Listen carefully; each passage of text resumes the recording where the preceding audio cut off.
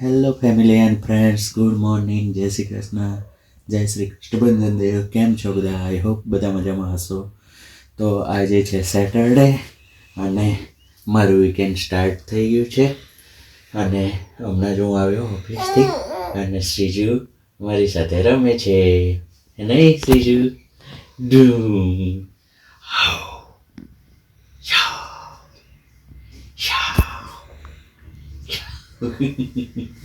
એને રમવાની મજા આવે છે, મસ્તી કરે છે. તો હમણાં હું થોડી વારમાં સૂઈ જઈશ. Good morning mummy. જય શ્રી કૃષ્ણ.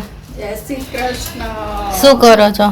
આ કચોરી બનાવવાની છે તો તુવેરના દાણા ક્રશ કરું છું.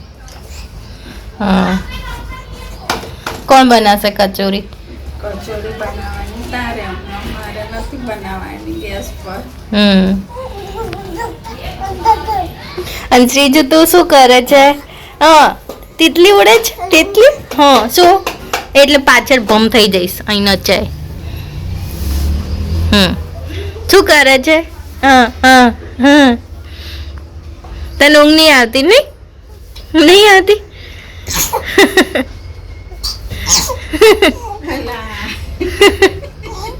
હા, દીદી દીદી દીદી દીદી દીદી દીદી ટોપી કાઢ નાખી તેજો. હા, બસ બસ બસ બસ.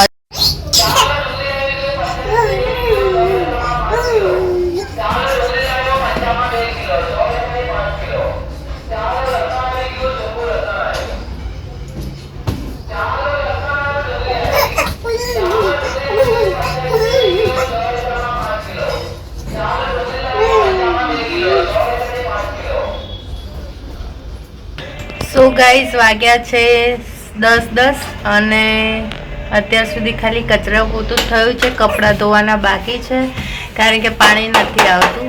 તો ત્યાં સુધી જમવાનું બનાવી દઈએ, પછી પાણી આવે એટલે કપડાં ધોઈશું. અને શ્રીજા એની મસ્તી કરે છે અને મમ્મી કચોરીની તૈયારી કરે છે. હવે હું થોડી વારમાં કચોરી બનાવીશ. સો ગાઈઝ, હવે અત્યારે હું બનાવું છું લીલવાની કચોરી. તો એની રેસીપી બતાવું તમને. તમે લોકો કેવી રીતે બનાવો છો તે અમને જણાવજો. તો સૌ પ્રથમ મેં તેલ મૂકી દીધું છે. તેલ થોડું ગરમ થાય એટલે તેમાં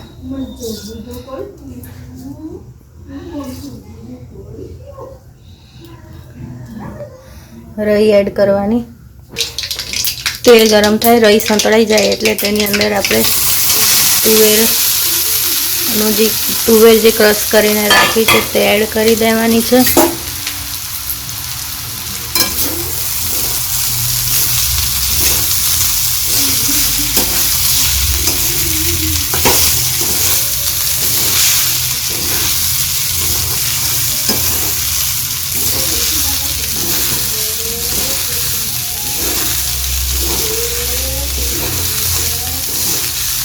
એકદમ સરસ જ ગ્રીન કલર લાગે.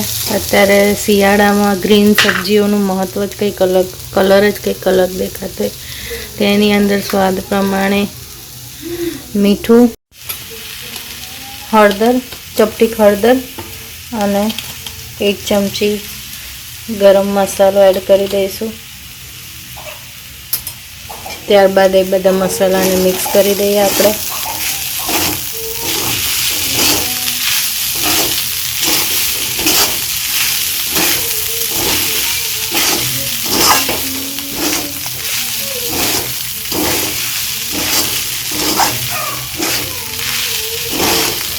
ઘણા લોકો તુવેરને બાફીને પછી બનાવે છે, પણ અમે અહીંયા અમારે આ રીતે ક્રશ કરીને પછી બનાવવામાં આવે છે. મારા ઘરે તુવેરો બાફીને પછી બનાવીએ છીએ, એનો પણ ટેસ્ટ સારો આવે છે.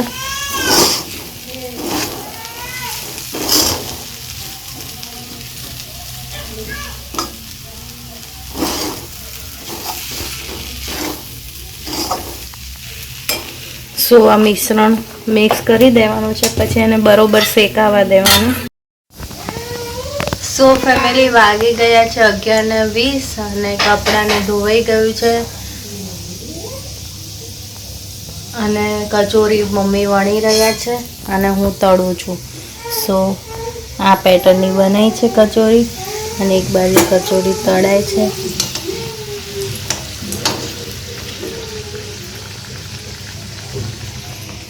ને મમ્મી શું કરે છે? મમ્મી કચોરી વણે છે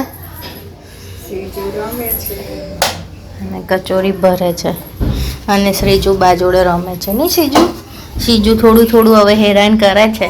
હા, મોટી થાય છે એમ. હા, એને ફરવા જવું છે નહીં? છું કહી દે છું. હું હેરાન કરું છું નહીં? હા.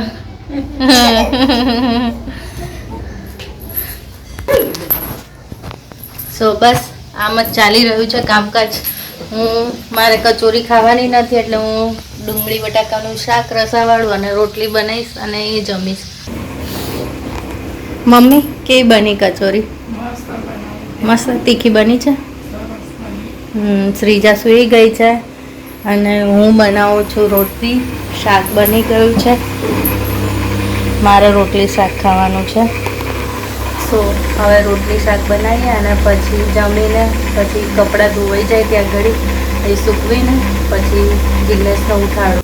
સો ગાઈઝ ગુડ મોર્નિંગ. અત્યારે વાગ્યા છે 3:30 અને હું મારી મોર્નિંગ થઈ ગઈ છે અત્યારે. અને આ બાજુ શ્રીજુ જો સીજુ તો કેમેરા ખેંચી દે. હા, શ્રીજુ બા જોડે રમે છે. ખબર પડે એને બધું. હા વાહ. શ્રીજુ બા જોડે રમે છે અને હું અત્યારે હવે બેસીસ વ્લોગ એડિટિંગ કરવા માટે. આજે બહુ લેટ થઈ ગયું છે અને જાડુ મને બોલે છે. No camera please, camera off. Madam no media. Madam એક ક્વેશ્ચન મેડમ એક ક્વેશ્ચન. સો ગાઈઝ અત્યારે વાગ્યા છે સાંજના 5 અને ઘરે આવી રહ્યા છે ગેસ્ટ. હજુ મારું નાવાનું બાકી છે કેમ કે હું ઉઠ્યો જ 3 વાગે અને ત્યાર પછી વ્લોગ એડિટિંગ કરવા બેઠો હતો. સો અને ફોન આવ્યો.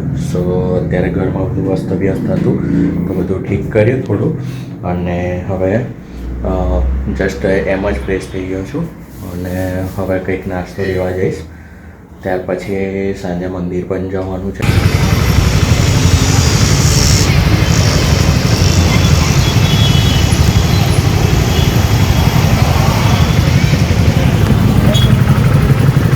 અત્યારે મંદિર જવા માટે નીકળ્યો છું.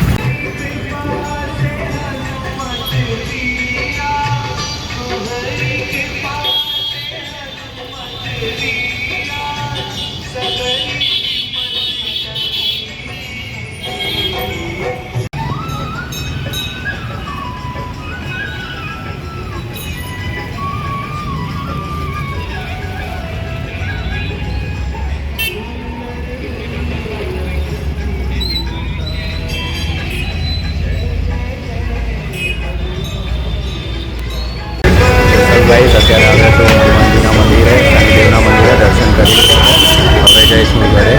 શું છે મમ્મી? એકલાનો આનંદ મળો કેટલું બધું. આમાં પેલું નાનું સીતા છે ને છોડતી નહીં એટલે પડી. કાલ તો આપણે સિરીઝો લગાવીશું, લાઇટ કરીશું. શું કે જાડું? તને ઊંઘ આવે છે? હે મમ્મીને ચશ્મા લાવવાના રહી ગયા.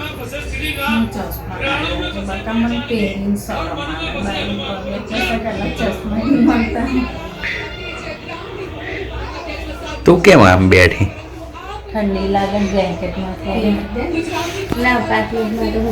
અને આ જો સંધ્યા તારા જુઓ પહોંચી ગઈ છે અયોધ્યા. મિત્રો જમવા માટે ખીચડી બનાવી છે, છાશ છે અને શાક છે ડુંગળી બટાકાનું. દવા તો પડે છે. જાડુ દવા નાખે છે મમ્મીને આંખમાં.